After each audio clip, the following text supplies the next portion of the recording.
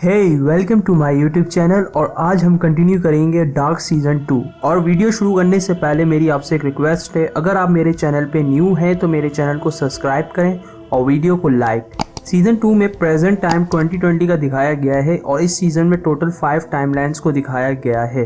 तो अब मैं बात करूंगा फर्स्ट टाइमलाइन की, जिसके इवेंट्स 1921 में होते हैं। यंग नोहा एक आदमी के साथ टाइम ट्रैवल टनल की कंस्ट्रक्शन करता है।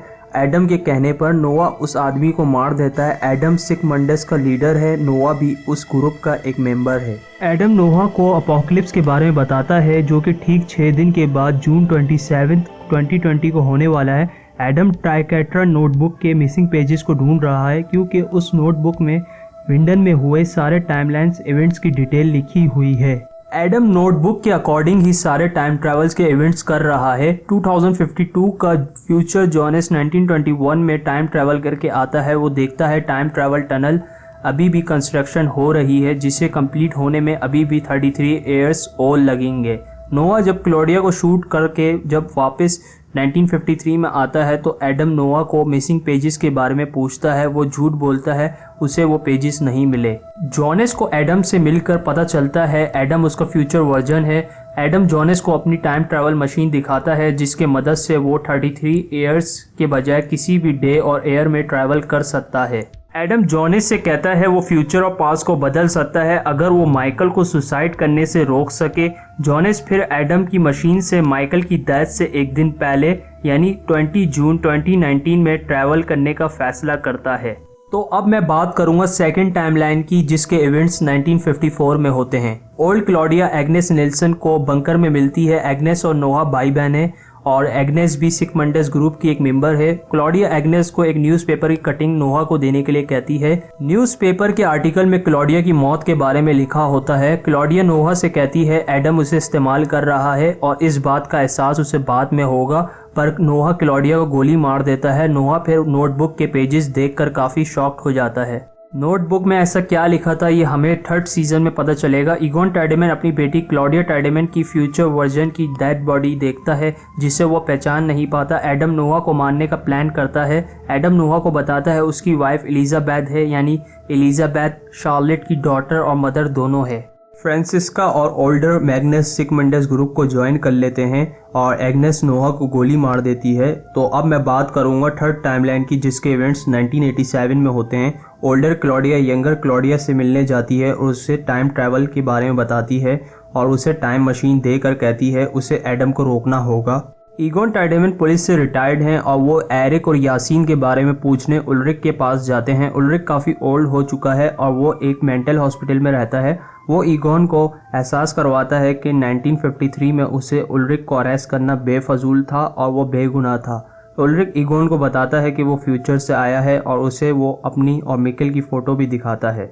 2020 से ओल्डर जॉनेस 1987 में हैना को लेकर आता है। उसे दिखाता है कि मिकेल एनिस के साथ रह रहा है। हैना को यकीन हो जाता है कि मिकेल और माइकल एक ही हैं। यंगर क्लॉडिया तानहाउस से पहली बार मिलने जाती है। तानहाउस उसे बूट स्ट्रैप पैराडॉक्स के बारे में बताता है। बूट स्ट्रैप पैराडॉक्स मतलब सभी टाइमलाइंस में इवेंट्स एग्जिस्ट करते हैं, बट इवेंट्स का स्टार्ट पॉइंट कौन सा है ये बताना इम्पॉसिबल है। उल्रिक मिकेल को मिलता है और वो गुफा जाकर वापसी 2019 में ट्रैवल करने की सोचता है, पर उसकी ये कोशिश फेल हो जाती है।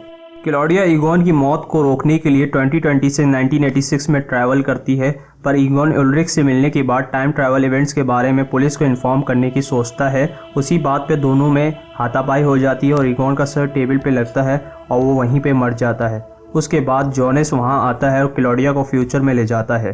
तो अब मैं बात करूंगा 2019 टाइमलाइन की, जिसमें जॉनेस माइकल को सुसाइड करने से रोकने आता है। एडम की मशीन के जरिए जॉनेस 1953 से 20 जून 2019 में ट्रैवल करता है। जॉनेस अपने डैड से मिलता है। पता चलता है जॉनेस ही मिकेल को केफ में लेकर गया था और मिकेल ने जॉनेस के कहने पर ही 1986 में ट्रैवल किया था। अब जॉनेस मिकेल को केफ में लेकर गया, इसका रीज़न मैं आपको थर्ड सीजन के रिकैप में बताऊंगा। ओल्ड क्लॉडिया आकर कहती है माइकल को सुसाइड करना होगा ताकि इवेंट्स अपने टाइमलाइन के अकॉर्डिंग चल सकें। उसके बाद माइकल को सुसाइड करना पड़ता है और जॉनेस माइकल को सुसाइड करने से नहीं रोक पाता। तो अब मैं बात करूंगा फोर्थ टाइमलाइन की, जिसके इवेंट्स 2020 में होते हैं। 6 से ज़्यादा लोग विंडन में मिसिंग हो चुके हैं। शार्लेट की इन्वेस्टिगेशन में हेल्प करने के लिए क्लॉजियन को लगा दिया जाता है। हैना सुसाइड कर रही होती है, तभी ओल्डर जॉनेस हैना को रोकता है और उसे मिकेल और माइकल के बारे में बताता है। उसे यकीन दिलाने के लिए उसे 1986 में टाइम ट्रैवल करवाता है। अलेक्जेंडर टैडेमन यानी रेजिना के हस्बैंड पावर प्लांट को हमेशा के लिए बंद कर देते हैं और वो रेडियो एक्टिव बैरल्स को पावर प्लांट में कंक्रीट के नीचे छुपाने का सोचते हैं।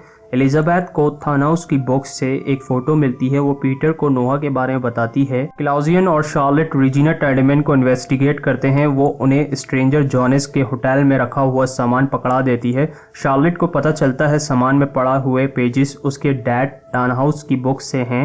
अपोकलिप्स से 3 दिन पहले मार्था, मैग्नेस, एलिजाबेथ और फ्रांसिस का टाइम मशीन बार्थोस से ले लेते हैं। स्ट्रेंजर जॉनेस हैना, शार्लेट, कैटरीना को मिकेल के टाइम ट्रैवल के बारे में बताता है, पर कैटरीना उन लोगों पर यकीन नहीं करती और फिर बाद में वो मिकेल की फ़ोटो 1986 के स्कूल बैच की फ़ोटो में देखती है। नोहा शार्लेट को बताता है कि वो उसका फादर है, पर वो शार्लेट को ये नहीं बताता कि एलिजाबेथ ही उसकी मदर है। अपोकलिप्स से पहले ओल्डर जॉनेस मार्था को बंकर में लॉक कर देता है। पीटर एलिजाबेथ को लेकर बंकर में आता है, तभी मार्था वहाँ से भाग जाती है। उसी दौरान क्लॉडिया रेजिना को लेकर आती है और यंग नोहा भी वहां आ जाता है। मार्था जॉनेस के पास आती है, तभी एडम वहां आ जाता है। एडम कहता है जॉनेस को एडम बनने के लिए मार्था को गोली मारना होगा।